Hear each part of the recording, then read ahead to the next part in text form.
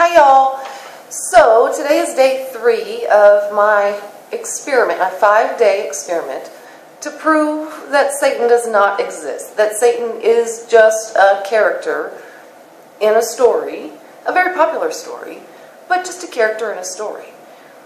Now, I talked yesterday about why I think it's important to analyze our belief in such a scary, dangerous, evil character. Because even belief in a fictional character can be dangerous. And on the first day, I explained the basics of this 5-day experiment. So today, on day 3, I thought I would tackle why my last 2 videos probably are not ever going to be the most popular videos I ever make. In fact, I think one of them has a lot more downvotes than upvotes, which is new for Miss Pickle. Which is fine and totally to be expected, because it's obvious what I'm doing is asking people to question their religious beliefs. And religious beliefs are some of the most deeply held personal beliefs that a person can have. And for some people, these are beliefs that they've held on to themselves their entire lives. 30, 40, 50, 60 years worth of not just belief, but behavior. Attending church, being a part of a church community, giving money to a church. And so, add on behavior and belief in a lifetime of worship in a divine being. That's a lot when somebody comes along and says, but are you sure that's the right one? Are you sure that divine being is accurate? Are you sure that your choices in terms of religion and thought and behavior and belief are good or right? Or maybe there are other ways to think about it. Well, that's a scary, terrifying proposition for somebody who has lived any part of their life with strongly held religious beliefs.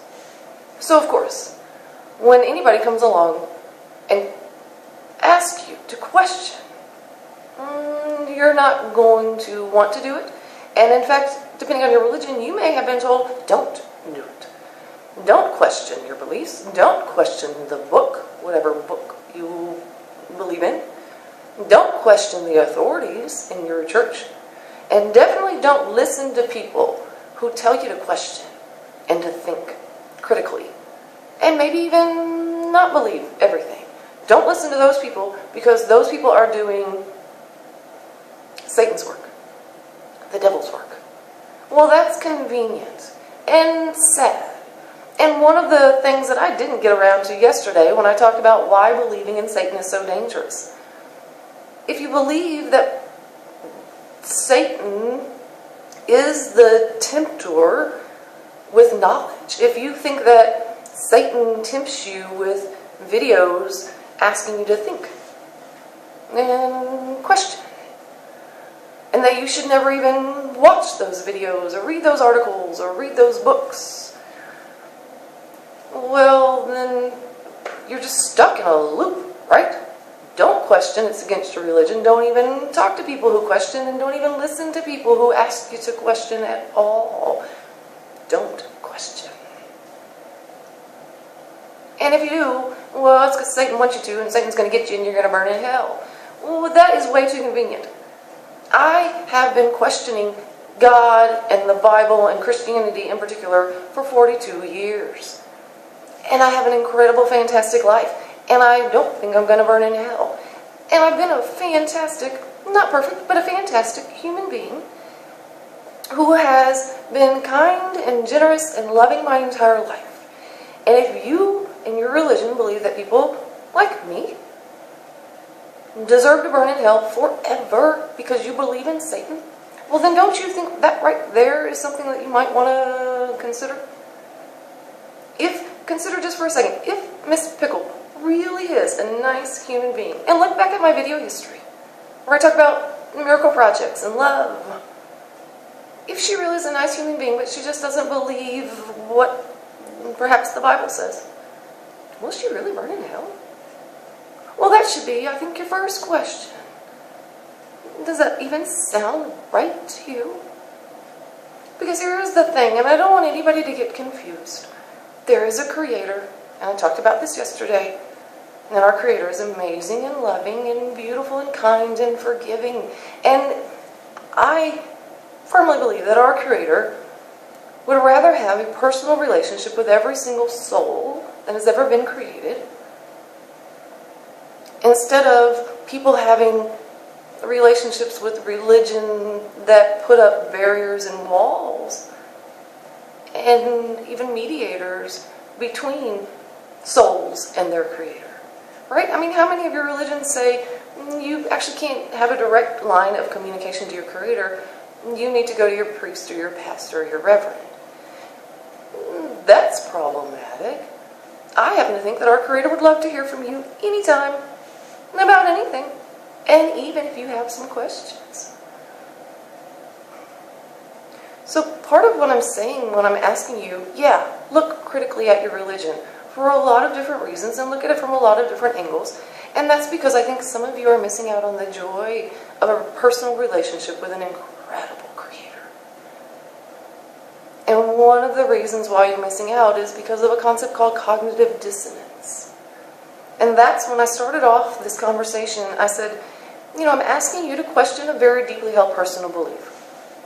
Well, cognitive dissonance is what happens, it's the name of a theory, for what happens when you are presented with information that contradicts or makes you think differently about something you had a belief in. For example, if you believed in the death penalty and then you learned something new, maybe you learned that a lot of innocent people are executed, and you think, well, I didn't know that. You're experiencing cognitive dissonance. Now you have the belief, but now you have this new information, and what do? And it's something that happens to us a lot. Well, you can imagine if somebody has deeply held religious beliefs, and then somebody comes along and says, well, but have you thought about this? Well, a number of things are going to happen. And in fact, according to the theory of cognitive dissonance, 1 of 5, or maybe all 5, of the following things will happen. First, let's say that you have believed in a particular religion and practiced this religion for 50 years. And I come along with a question. Well, one of the first things people do when they are confronted with information that makes them uncomfortable, makes them might have to question their beliefs, is they refuse to listen. Can't hear you. I'm going to walk away now. Doop, doop, doop. Can't hear you.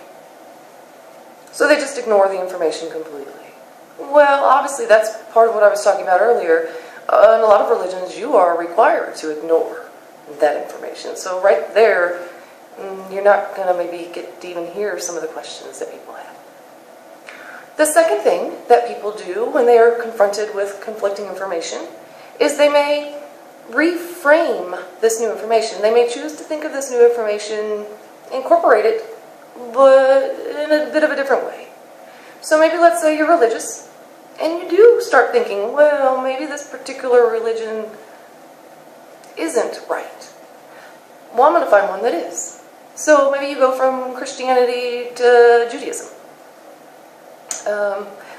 So basically, you made a bit of a change, but you didn't completely change from the idea that maybe religion is not healthy. So that's reframing it. The third thing that people can do is actually seek out new information. So let's say I bring some information to you about your religion, and you say, well, now that is interesting, I hadn't thought about that. And so you go to your pastor, and you say, hey, there was this woman on YouTube, and she brought this up, and I was wondering what you thought. And then your pastor says, oh, well, here was some information maybe you didn't know, and now see what she said actually doesn't make sense. So, and now with that new information from your pastor, you can feel comfortable again in your religious beliefs. The fourth thing that people do is, they kill the messenger. You can see why I might have hesitated to talk about that one. But killing the messenger, basically, metaphorically, hopefully, they point fingers at the messenger. And instead of arguing the message, they say, well, there's something wrong with you. Maybe you were raised incorrectly, or you um, just don't understand religion, or you're stupid or ugly. So therefore, what do you know? So they shoot the messenger. And the fifth thing, and this sometimes is not accomplished, but if people can work their way through all four of the first things, they may actually change their mind. They may change their beliefs completely, or at least be willing to change their beliefs, attitudes, values, and behaviors. So, when confronted with information that contradicts something you always thought was true, or at least makes you question something you always thought was true, understand and be aware of the natural human tendency to either ignore it or seek out new information so that you can maintain your old beliefs, or change just a little bit, but nothing actually significant enough to call true change, or actually change who you are. And I'm not saying that you should listen to me and change your religion. Not at all. In fact, there's something I've been thinking a lot about lately, and this is where I think I want to come to a conclusion on this. You know, I mentioned earlier in this video that I think every person deserves, needs, a personal relationship with our Creator, the true Creator of everything. And one of the things that I think our Creator might maybe agree with, it's an interesting concept, and maybe I'll do a whole new video just on this concept, but this is part of what I mean by having a personal relationship with your Creator.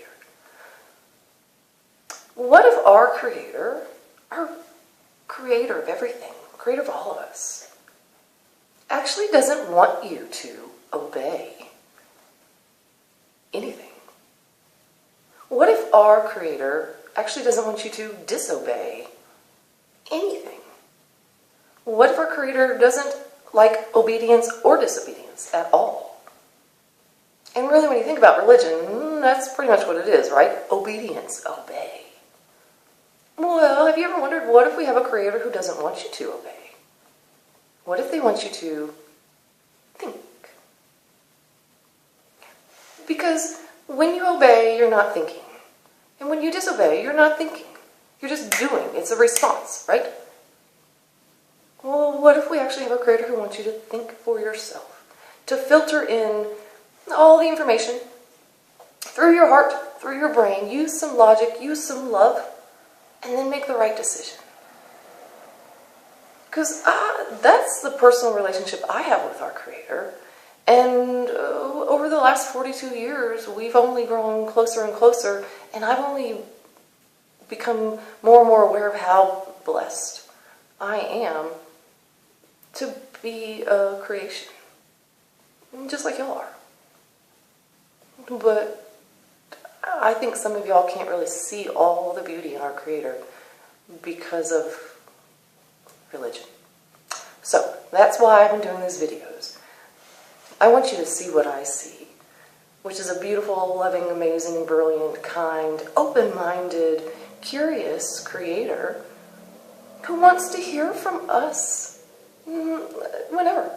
Even when we just have ideas or disagreements. Or, hey, Creator, why do birds poop on you when they fly? Why can't they just poop when they're sitting down? You can ask our Creator questions, and it's okay. I have, and I'm fine. And also, you can, again, back to the Satan thing, say, Satan, you don't matter because you don't exist. And that's, again, part of this experiment. So, day 3, I'm still good, still alive, and still in love with y'all, our Creator, and life. And I hope you are too. Love you guys. Bye.